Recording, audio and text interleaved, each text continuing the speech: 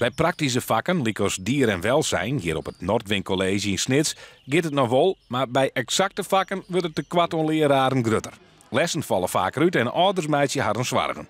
Ja, ik maak me wel wat zwaarder dan de lessen. Ja, klopt. Een soort uitval constateert. Ik vind dat dit hier een soort uitval is, ja. En wat voor vakken benamen? En dan gaat het voornamelijk om exacte vakken.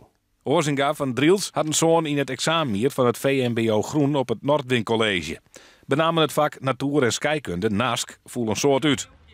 Squallen die zwargen dan wel van vervanging van een leraar die ziek is, maar ben je net tevreden hoor?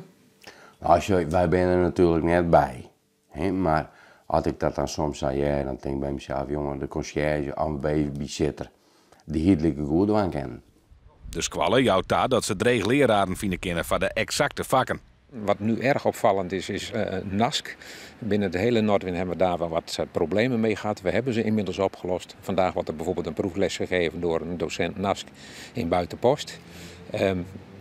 Maar we herkennen het is steeds moeilijker om mensen voor NASK, wiskunde en in toenemende mate Nederlands te krijgen.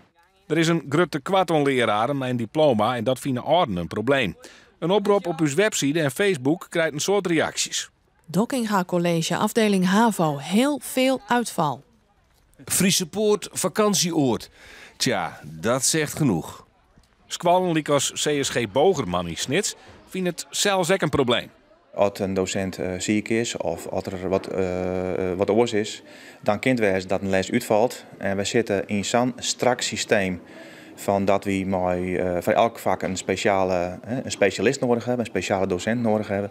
Wij hebben net voor elke leraar een docent op een reservebank zitten. Lessen met mingde vakken en meerdere docenten zou een oplossing wezen kunnen.